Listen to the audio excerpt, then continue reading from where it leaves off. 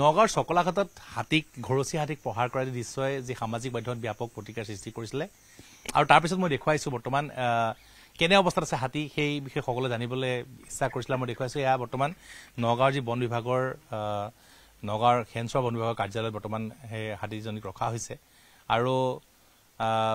দেখিবলৈ পোৱা গৈছে যে আগতকৈ সুস্থ হৈ উঠিছে কিন্তু যি হাতীৰ যি মূল মাউত বিনোদ ছেত্ৰী বিনোদ তাঁতী বিনোদ আছে আমাৰ বিনোদ এপিনে আহা মই আপোনাৰ বিনোদৰ পৰা জানিব চেষ্টা কৰিম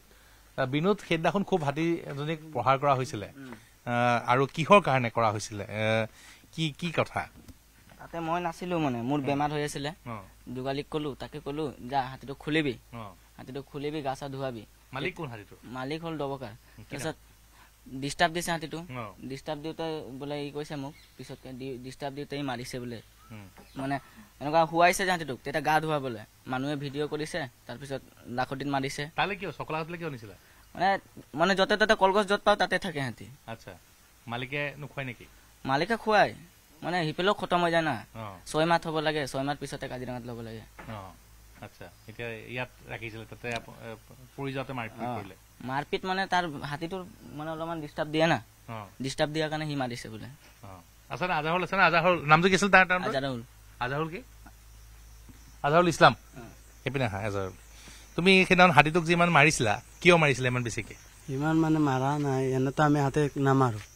মানে বহুত গৰম হৈ গৈছিল হাতীটো বাদে পিছত মোকে লৈ দৌৰা কৰি আছে হাতীটো তেতিয়া এটা মানুহ নাই হাতীৰ ওচৰত যেতিয়া 2-7 মান দিলো তেতিয়া মইতো ক'ব নোৱাৰো যে ভিডিঅ' বনাই আছে বোলে হাতীটো খোৱাৰ পিছতে আকৌ হাতীটো উঠিব বিচাৰিছিলে মানে আকৌ এটেক কৰিব বিচাৰিছিলে মানুহক পিছত মানে 3-7 মান দিলো তুমি কিমান দিন হাতীটোৰ লগত থাকা মানে 1 বছৰ মান হ'ল মই বিনোদ এই হাতীটোক যি এতিয়া কেনেকুৱা সুস্থ অৱস্থাত আছে নে ঠিকে আছে হাতী ঠিকে আছে মানে লাখুটিতে মাৰিছে না ঠিকে আছে হেমত মই মানে ঘৰত আছিলো সেইদিনাখন কিয় তেনেকুৱা কৰিছিলে মই সেইদিনাখন নাছিলোৱে ওচৰত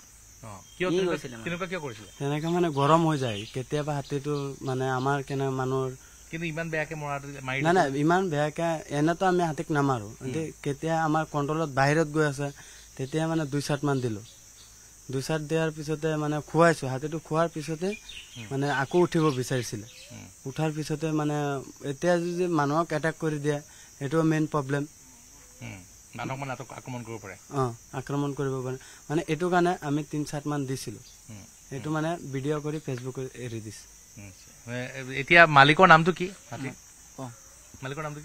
মালিকৰ নামটো মানে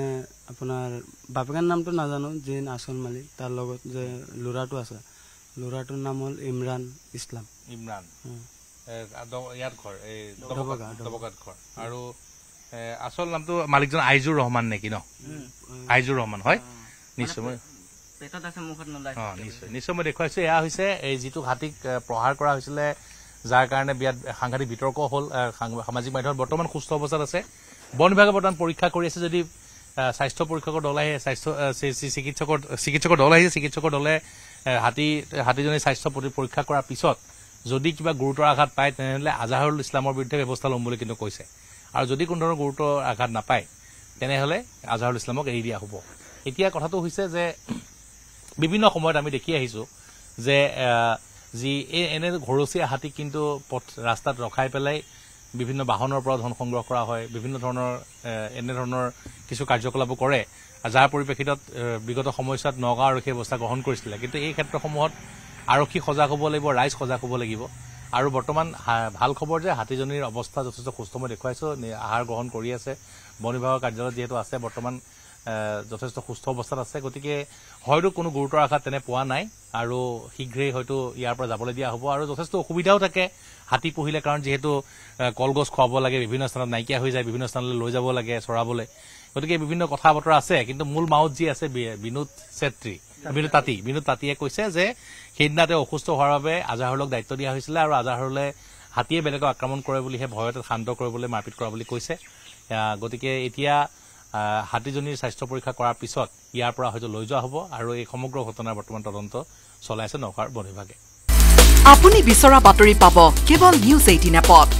নিউজ 18 এপ ডাউনলোড কৰিবলৈ স্ক্যান কৰক এই QR কোড গুগল প্লে ষ্টৰতো পাব এই নিউজ 18 এপ